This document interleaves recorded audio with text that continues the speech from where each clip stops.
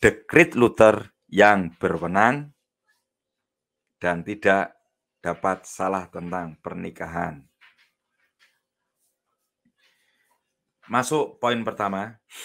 Dalam sepucuk surat kepada Kanselir Burke bulan Januari tahun 1524, Luther memberikan pendapatnya tentang niat seorang pria untuk menikahi istri kedua. Wih, mampus lagi.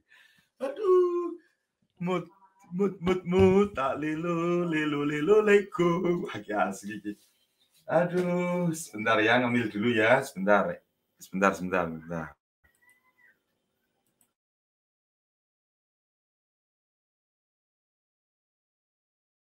Oke, Ibu Bapak.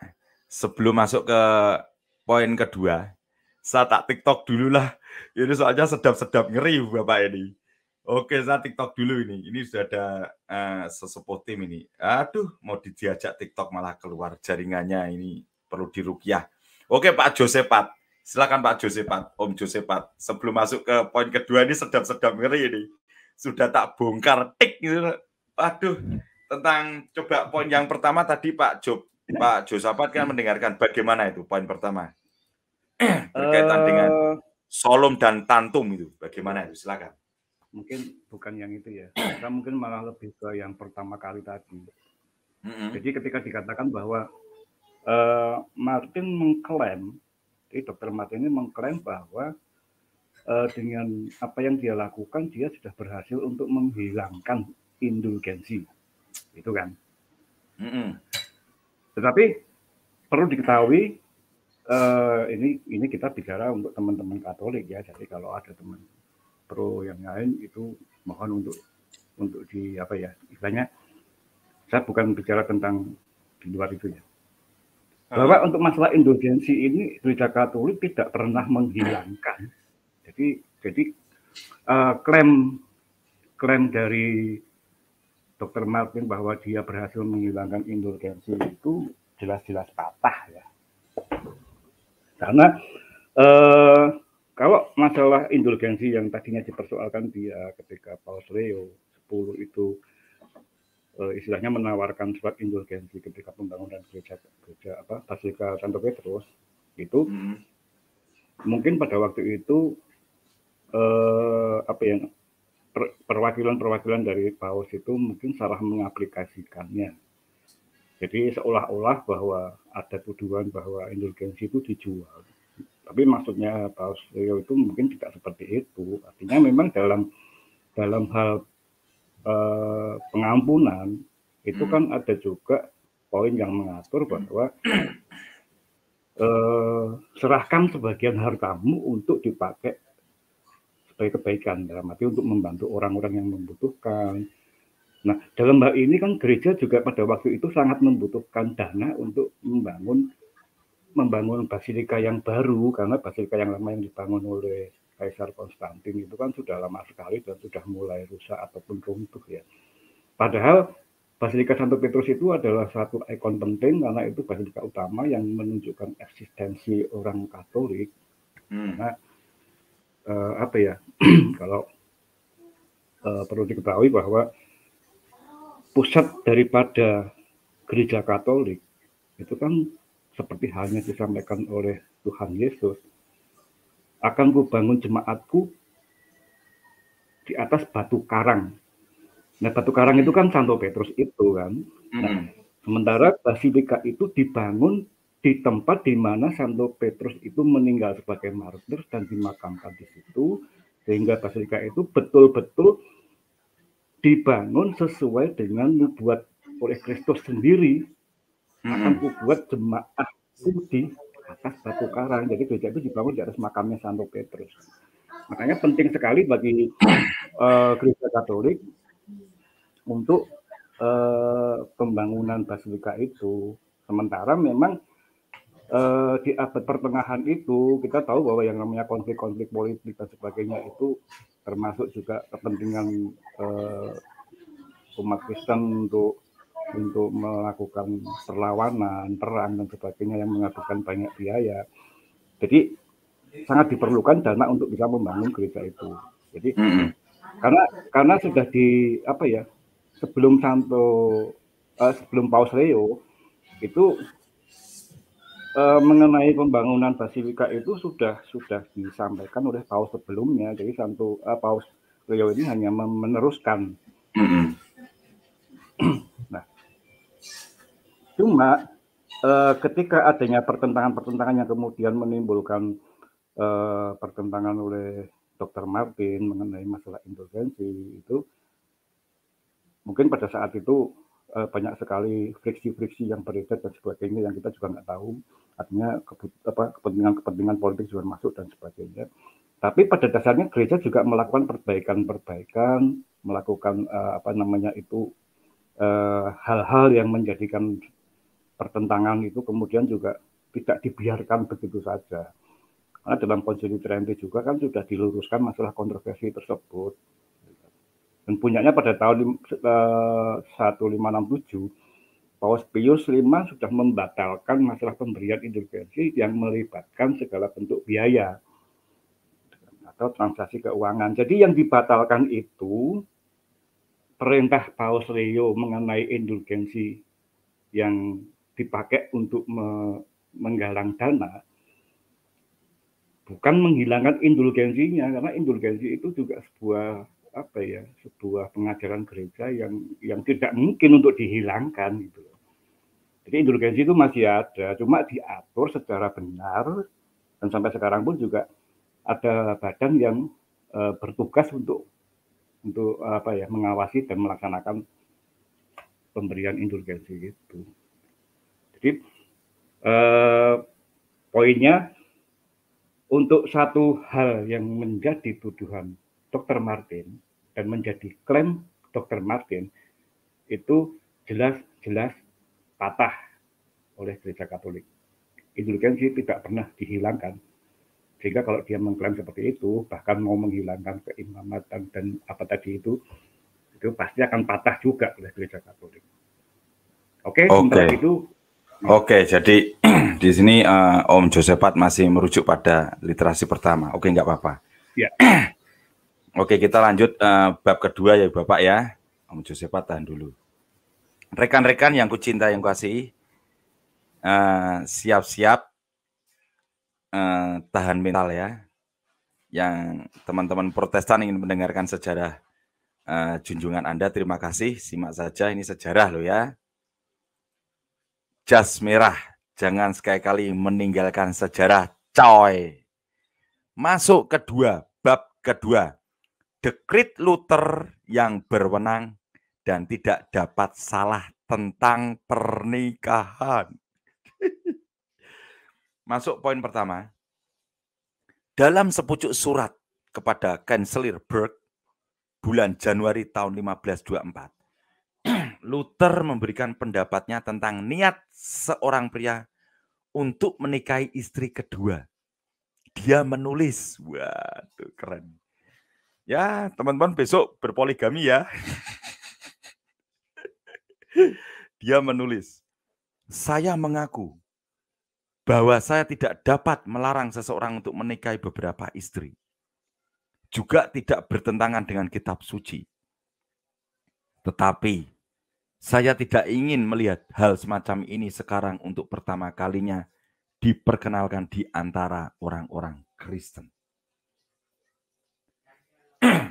Poin kedua, pada tahun 1539, Luther secara positif mengizinkan Pangeran Philip dari Hesse memiliki 2 istri sekaligus. Saya mengutip dari DWT yang memberikan seluruh dokumen dalam bahasa Latin dan Jerman. Menurut DWT, bahasa Jerman tampaknya hanya terjemahan. Salinan asli yang ditulis oleh Melanchthon adalah yang asli.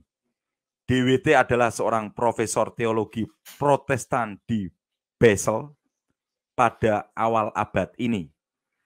Dalam beberapa kata pengantar untuk dokumen penting ini yang ditandatangani oleh Luther dan teolog lainnya, DWT mengatakan, surat itu menyangkut pernikahan ganda pangeran ini yaitu Philip dari Hesse dalam dokumen yang ditulis oleh milik Melanchthon sendiri, saya ulang, dalam dokumen yang ditulis oleh Melanchthon sendiri, ditulis oleh tangan sendiri ya, oleh tangan Melanchthon sendiri, yaitu harfiah melalui pena Melanchthon. Para teolog memberikan dispensasi disertai dengan representasi kesulitan kasus. Saya ulang. Dadak ngedit juga ini. Saya ulang ya. Dalam dokumen yang ditulis oleh tangan Melanchthon sendiri, yaitu harfiah melalui pena Melanchthon, para teolog memberikan dispensasi disertai dengan representasi kesulitan kasus dan dengan syarat dirahasiakan. Poin ketiga, DWT juga memberitahu kita bahwa dokumen ini ditemukan dalam edisi Altenburg 8 nomor 977, Leipzig 22 nomor 469, dan World 10 nomor 886 dari karya-karya Luther. Tetapi ketiga edisi ini menyembunyikan bagian tersebut yang memberikan dispensasi untuk pernikahan kedua. Apakah ini jujur? Jujur ajur kacang hijau. Poin keempat. Saya tidak mengutip dari dokumen tersebut tanpa membaca setiap kata dengan cermat. Dari awal hingga akhir dalam teks asli Latin, surat itu ditujukan kepada pangeran dan Tuhan yang paling tenang, Philip Landgrave dari Hesse, hitung di Katzenelbogen, Dies, Seigenhain, Nida, dan Schauenberg, Tuhan kita yang paling pengasih. Kelima, sekarang saya akan memberikan ringkasan dari keseluruhan dokumen yang mencangkup sekitar 5 halaman DWT. Maka tidak mungkin untuk memberitahu saya bahwa saya mengutip tanpa konteks. Bagian-bagian yang lebih penting akan diberikan secara lengkap setelah pendahuluan. Pikiran utama muncul dalam urutan berikut. Poin ke-6. Luther dan 7 teolog lainnya memberitahu pangeran bahwa mereka tidak dapat menyetujui penerapan poligami secara universal. Yang Mulia sendiri akan melihat dengan cukup jelas apa perbedaan antara membuat hukum universal dan menggunakan dispensasi dalam kasus tertentu untuk alasan yang serius berdasarkan konsesi ilahi. Tapi tidak ada dispensasi yang diberikan bertentangan dengan Tuhan. Bisa sah. Tapi tidak ada dispensasi yang diberikan bertentangan dengan Tuhan. Bisa sah. Poin ke-7, para teolog ibu bapak kemudian menjawab keberatan yang mereka ajukan sendiri. Apa yang benar di hadapan Tuhan tentu harus diizinkan. Artinya, Tuhan tidak melarang poligami. Lalu, mengapa kamu tidak mengizinkan siapapun yang memilih untuk memiliki beberapa istri? Sebagai jawaban atas pertanyaan Luther ini, bahwa keadaan lain harus dipertimbangkan. Poin ke-8. Luther dan yang lainnya kemudian mendekati pertanyaan tentang pernikahan ganda.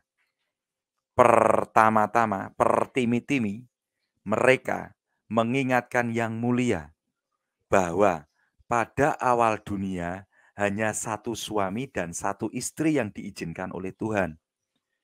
Setelah itu, para teolog ini melanjutkan, sudah pasti bahwa di kemudian hari dalam hukum Musa, laki-laki diizinkan untuk memiliki dua istri. Sebagaimana dinyatakan dalam kitab suci. Ulangan. Sekian, ini benar sekali ya. Lanjut slide. Ke-8. Luther dan yang lainnya bagaimanapun menyatakan bahwa karena lembaga pertama pernikahan oleh Allah dan juga karena kata-kata Kristus akan ada dua dalam satu daging. Akan ada dua dalam satu daging. Hukum yang mengizinkan dua istri tidak boleh dibuat dalam gereja. Namun demikian, mereka menambahkan kata-kata penting berikut. Namun demikian, dalam kasus-kasus tertentu, ada ruang untuk dispensasi jika seseorang menjadi tawanan di antara bangsa asing dan hendak mengambil istri lain untuk kesejahteraan dan kesehatan tubuhnya, atau jika seseorang memiliki istri yang menderita kusta, kita tidak tahu atas dasar apa dibenarkan untuk mengutuk. Laki-laki seperti itu, apakah dia dalam kasus ini menikahi wanita lain dengan nasihat pendetanya, tidak berniat untuk memperkenalkan hukum baru, tetapi hanya, dalam kurung hanya, mencari solusi untuk kebutuhannya. Ke-9, Luther kemudian memberikan motif yang kuat. Mengapa akan lebih baik atau lebih aman jika pangeran menyerah memikirkan pernikahan kedua? Ia juga menasihatinya untuk meninggalkan kehidupan yang tidak murni. Ke-10, dokumen itu melanjutkan, akhirnya jika yang mulia telah memutuskan untuk menikah dengan istri lain, kami menyatakan di bawah sumpah bahwa itu harus dilakukan secara rahasia. Tidak ada kontradiksi atau skandal apapun yang akan menjadi konsekuensi dari ini atau merahasiakan pernikahan. Karena tidak biasa bagi pangeran untuk memiliki selir.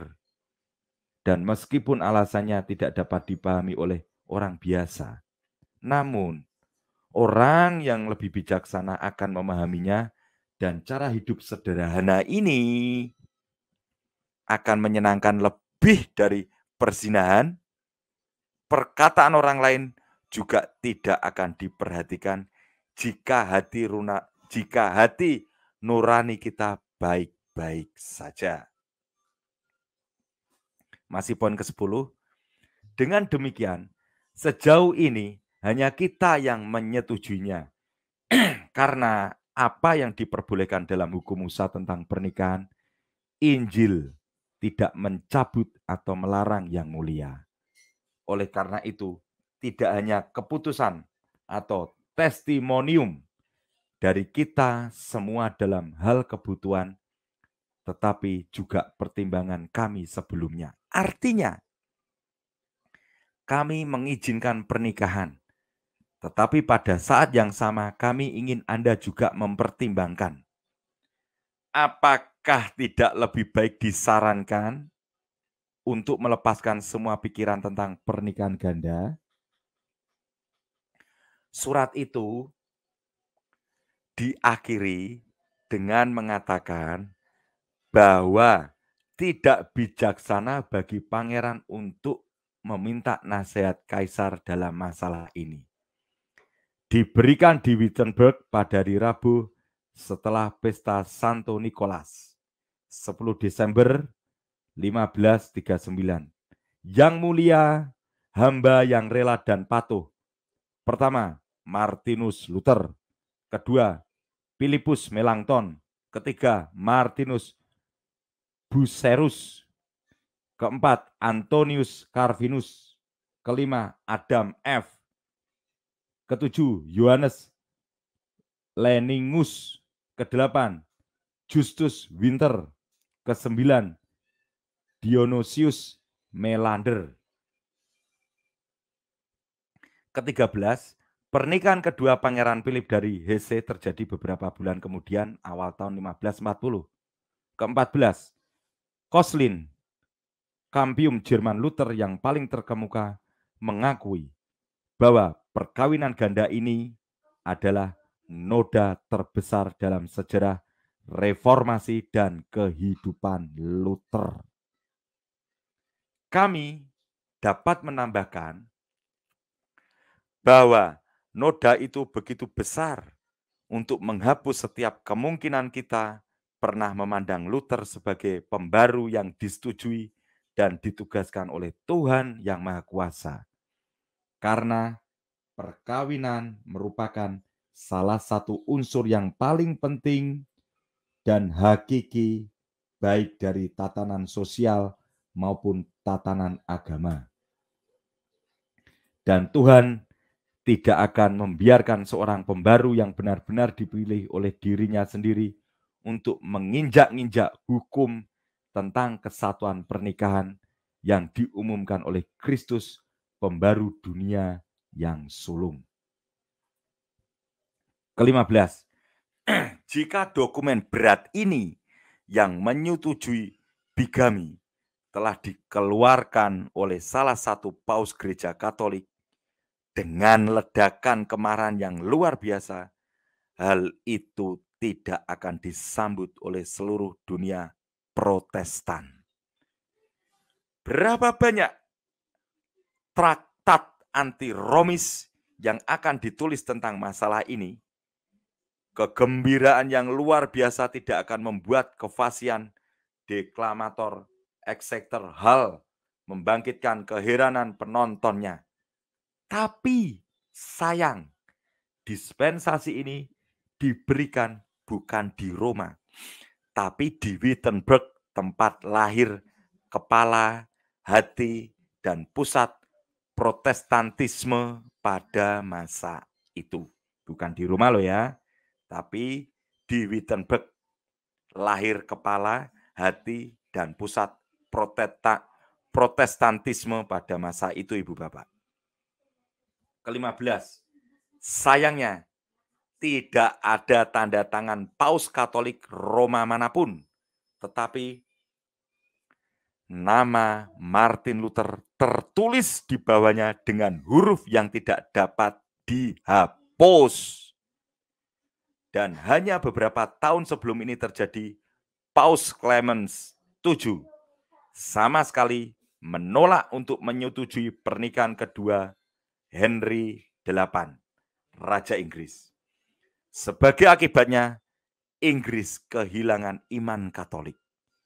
Tetapi Paus akan segera melihat seluruh negara terkoyak dari kesatuan gereja daripada memberikan sanksinya pada pernikahan yang bertentangan dengan hukum Allah. Ke-16, betapapun keterlaluan dokumen ini, itu jauh dari salah satu khotbah yang paling memalukan yang pernah dikhotbahkan. Saya menyinggung khotbah Luther tentang pernikahan yang saya kutip dengan pengetahuan yang jelas tentang keseluruhan konteksnya. Itu diberitakan di Wittenberg pada tahun 1522. Poin 17.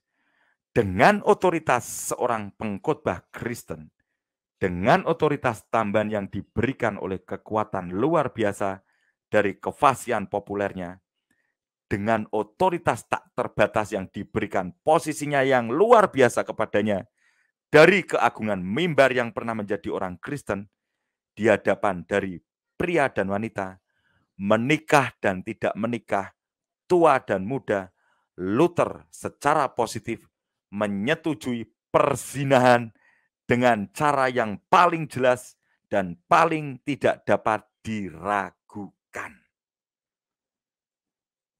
Masih poin 17, memang benar bahwa dia hanya mengizinkannya dalam keadaan tertentu dan dia membutuhkan persetujuan sebelumnya dari komunitas.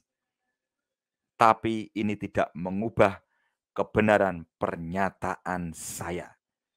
Poin 18. Saya telah membaca seluruh khotbah dari awal sampai akhir dalam edisi asli Wittenberg tahun 1522. Atas wewenang saya sendiri, saya dengan tenang, dengan sengaja dan hati-hati menuduh Luther secara terbuka menyetujui perzinahan. Selain itu, saya menganggapnya sebagai keadaan yang paling menjengkelkan bahwa Luther melakukannya bukan dalam kegirangan sesaat, tetapi dalam sebuah khotbah tercetak yang merupakan risalah yang paling hati-hati dan sistematis tentang pernikahan. Slide terakhir. 19. Substansi bagian ini akan ditemukan dalam Koslin. Sekarang saya bertanya, apakah ini ajaran Tuhan atau setan, coy? Selesai, terima kasih.